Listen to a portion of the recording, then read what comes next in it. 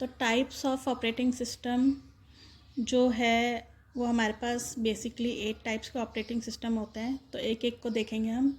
तो मैंने इधर पॉइंट्स वाइज लिखा है सो दैट हर एक को इजीली याद हो जाए। तो सबसे पहला आता है आपका बैच ऑपरेटिंग सिस्टम।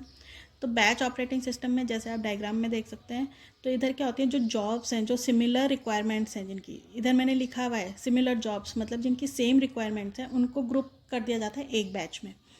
तो आपने जैसे सपोज करो 3 जॉब्स हैं, 2 का एक जैसा रिक्वायरमेंट है तो उसको एक बैच में डाल दिया। तो ये बैच प्रोसेसिंग होती है इसमें, तो इसलिए इसको क्या कहते हैं, बैच ऑपरेटिंग सिस्टम। सबसे अच्छा एग्जांपल इसका बैंक स्टेटमेंट्स में होता है या पेरोल सिस्टम्स में होता है। Next is your multi programming operating system. इसमें इसके नाम से ही पता लग रहा है कि जैसे हमारे प्रोग्राम या प्रोसेस को सीपीयू टाइम भी चाहिए होता है, आईओ टाइम मतलब इनपुट आउटपुट टाइम भी चाहिए होता है।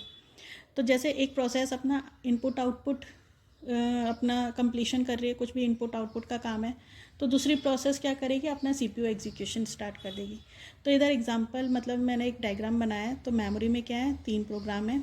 एक प्रोग्राम अपना इनपुट आउटपुट कर रहा है, एक प्रोग्राम अपना एग्जीक्यूशन कर रहा है, और तीसरा प्रोग्राम क्या कर रहा है, वेट कर रहा है सीपीयू का कि सीपीयू कब खाली होगा और कब फ्री होगा और कब वो अपना प्रोसेस स्टार्ट करेगा। तो ये क्या होता है, multi programming operating system.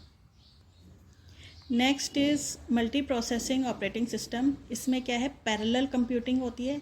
More than one CPU is used for the execution of resources. मतलब हमारे पास एक से ज़्यादा प्रोसेसर होते हैं टू प्रोसेस द रिसोर्सेज या प्रोसेसेस। तो एग्जांपल आप देख सकते हैं, इधर मैंने एक डायग्राम बनाया है। तो 2 सीपीयू दिखाए हैं और इनपुट आउटपुट यूनिट उससे कनेक्टेड है। तो ये क्या होता है, आपका मल्टी प्रोसेसिंग, जिसमें एक से ज़्यादा प्रोसेसर्स काम करते हैं। Next is your multitasking. Multitasking मतलब आप इधर देख सकते हैं, इधर लिखा है रन मल्टीपल प्रोग्राम साइमल्टेनियसली, मतलब एक साथ एक से ज़्यादा प्रोग्राम रन करना। अच्छा, इधर एक चीज़ और होती है, राउंड रॉबिन शेड्यूलिंग होती है। ये क्वेश्चन बहुत आता है कि मल्टीटास्किंग में कौन सी शेड्यूलिंग यूज़ होती है, राउंड रॉबिन शेड्यूलिंग। मतलब क्या हुआ कि कुछ बहुत सारी प्रोसेसेस हैं, मल्टीपल प्रोग्राम्स हैं, तो उनको थोड़ा थोड़ा टाइम दे दिया जाएगा ताकि ओएस उनको प्रोसेस कर सके।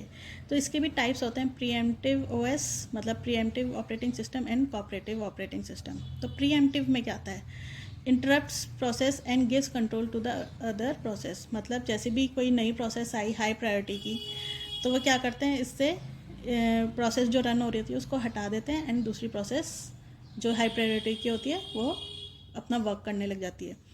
बट कोऑपरेटिव में ऐसा नहीं होता, जो प्रोसेस चल रही है उसको ही चलने दिया जाता है। तो आप देख सकते हैं जैसे सीपीयू है, इधर ईमेल है, वीडियो है, एक्सेल है, मतलब मल्टीपल प्रोग्राम एक साथ रन हो रहे हैं। देन आपका आता है टाइम शेयरिंग ओएस। तो टाइम शेयरिंग ओएस में क्या आता है, each task is given some time to execute. मतलब हर टास्क को एक टाइम चंक दिया जाता है प्रोसेस के लिए, एग्जीक्यूशन के लिए। तो ऐसा लगता है कि जैसे कि सब कॉन्करेंटली वर्क कर रहे हैं, लेकिन वो टाइम इतना स्मॉल होता है कि पता ही नहीं लगता कि हमें क्यों कोई और प्रोग्राम भी रन हो रहा है। तो जैसे सीपीयू है तो यूज़र 1 भी अपना काम कर रहा है, यूज़र 2 भी, एंड मतलब सेवरल यूज़र काम कर रहे हैं। बट उसमें ऐसा नहीं है कि एक यूज़र को वेट करना पड़ रहा है तो दूसरा यूज़र कंप्लीट करेगा तब उसका नंबर आएगा। नहीं, ऐसा है कि ऐसा लगता है कि एक साथ काम हो रहा है। तो this is your time sharing OS. Next is your distributed operating system.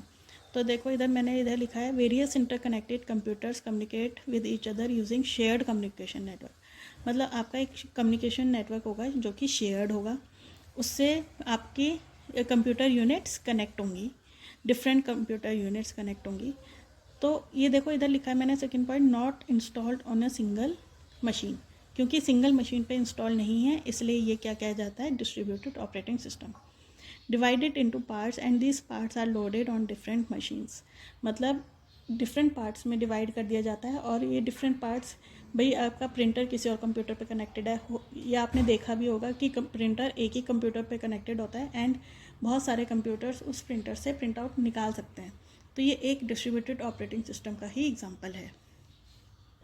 Next आता है आपका नेटवर्क ओएस। नेटवर्क ओएस हमें पता है, इधर मैंने सबसे पहले इधर एक पॉइंट लिख दिया ताकि याद रहे। क्लाइंट सर्वर मॉडल होता है जिसमें हम फाइल शेयर कर सकते हैं, प्रिंटर, एप्लीकेशन, मतलब एक प्राइवेट नेटवर्क बना दिया जाता है जिसमें हम क्लाइंट सर्वर मॉडल इंस्टॉल करते हैं। मतलब ये भी जैसे प्रिंटर्स हैं, जैसे प्रिंटर आपका सर्वर पे लगा हुआ है और खूब सारे क्लाइंट्स उस पे प्रिंटर से आउटपुट ले रहे हैं, और इसमें बहुत सारी चीज़ें होती हैं, मतलब फ़ाइल भी आप उठा सकते हैं उसी कंप्यूटर से। मतलब हम कहते हैं ना, अरे वो फ़ाइल सर्वर पे पड़ी है, इस तो हम उस सर्वर का एड्रेस डालते हैं, उसको एक्सेस करते हैं, then we get the file.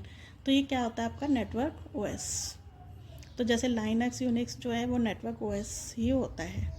Next is your last is your real time operating system. तो इधर मैंने पॉइंट लिखा है, time interval required to process and respond to input is very small. मतलब जो कि रियल टाइम में हो, मतलब ऐसा ना हो कि मैंने इनपुट दिया और आउटपुट आ रहा है 1 घंटे बाद, नहीं, मुझे इंस्टेंट चाहिए, within a minutes, within a seconds.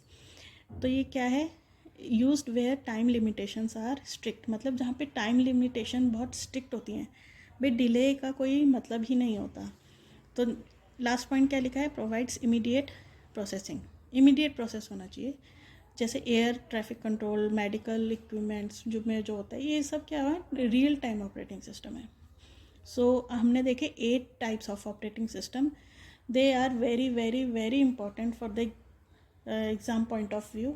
तो मैंने इधर पॉइंट वाइज लिखा है, इलेबोरेट करके आप लिख सकते हैं, और ये डायग्राम्स बनाएंगे तो you will get the good marks. So thank you for watching.